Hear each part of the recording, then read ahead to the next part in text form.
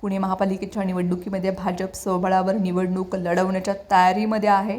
त्या दृष्टिकोनातून सर्व 165 जागांवरती भाजप उमेदवारांचा शोध घेतला जात आहे। त्यासाठी इच्छुकांना उमेदवारी अर्ज भरून देण्याचं आवाहन भाजपने केले। त्यासाठी भाजपकडून गेले 2 दिवस उमेदवारी अर्ज वाटप करण्यात येत आहेत। अर्ज घेण्यासाठी भाजप कार्यालयाबाहेर मोठ्या प्रमाणात रांग लागल्याचं पाहायला मिळते।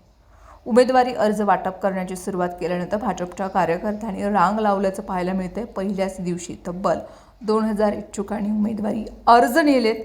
आतापर्यंत 165 जागांसाठी पुण्यामधून 2500 अर्ज हे कार्यालयातून नेण्यात आले। भाजपचे उमेदवारी अर्ज फक्त भाजपचे पदाधिकारी आणि कार्यकर्त्यांनीच नाही तर विरोधी पक्षातील नेत्यांनी देखील नेले असल्याचं पाहायला मिळते।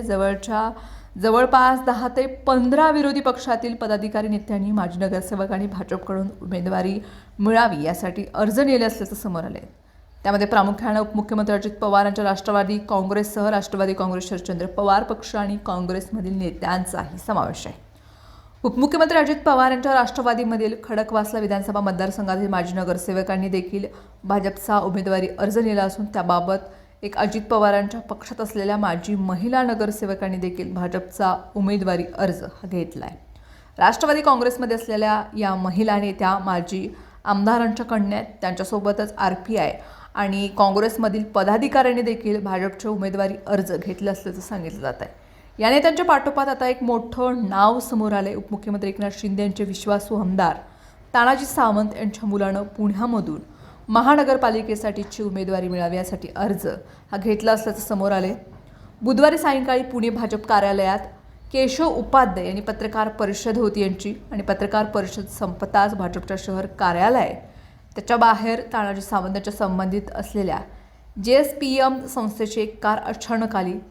त्यामध्ये सावंत यांच्या संस्थेमधील काही कर्मचारी होते। त्यांनी भाजप कार्यालयामधून माजी मंत्री तानाजी सावंत यांचे पुत्र गिरीराज सावंत यांचा उमेदवारी अर्ज नेला असल्याचं सांगितलं जाते। त्यानंतर काही वेळातच या कर्मचाऱ्यांनी गिरीराज सावंत यांना उमेदवारी अर्ज हा भाजपच्या कार्यालयामध्ये दाखल केला असल्याचं देखील बोललं जात आहे। याबाबत गिरीराज सावंत यांच्याशी संपर्क साधला असता त्यांनी शिवसेना हा आमचा पक्ष आहे, आमच्या घरात आमदार आहे, त्यामुळे भाजपच्या उमेदवारी स्वीकारण्याचा किंवा घेण्याचा संबंध येत नसल्याचं त्यांनी म्हटलंय। जरी गिरीराज सावंत यांनी या चर्चेमध्ये तथ्य नसल्याचं म्हटलं असलं तरी खात्रीलायक सूत्रानुसार पुण्यामध्ये प्रभाग क्रमांक 38 मधून गिरीराज सावंत यांनी अर्ज भरला आहे। तानाजी सावंत यांच्या निवासस्थान कात्रज परिसरामध्ये, त्यामुळं त्या भागातूनच त्यांच्या मुलाला यंदाची महापालिका निवडणूक लढवायची असल्याचं बोललं जाते। त्या दृष्टिकोनामधून भाजपची उमेदवारी मिळावी यासाठी त्यांनी इच्छुकांचा उमेदवारी अर्ज घेतला असल्याचंही सांगितलं जात आहे। गेल्या महायुती सरकारमधील मंत्री असलेल्या तानाजी सावंत यांना यंदाच्या मंत्रिमंडळामधून डावलण्यात आल्यामुळं नाराज असल्याचं सांगितलं जात आहे। मात्र भविष्यामध्ये त्यांना पुन्हा मंत्रिपद मिळेल अशी अपेक्षा त्यांच्याकडून व्यक्त करण्यात येते। अशातच आता त्यांच्या मुलानं भाजपकडून उमेदवारी मिळावी यासाठी अर्ज घेतल्यानं राजकीय वर्तुळात चर्चांना उधाण आलंय।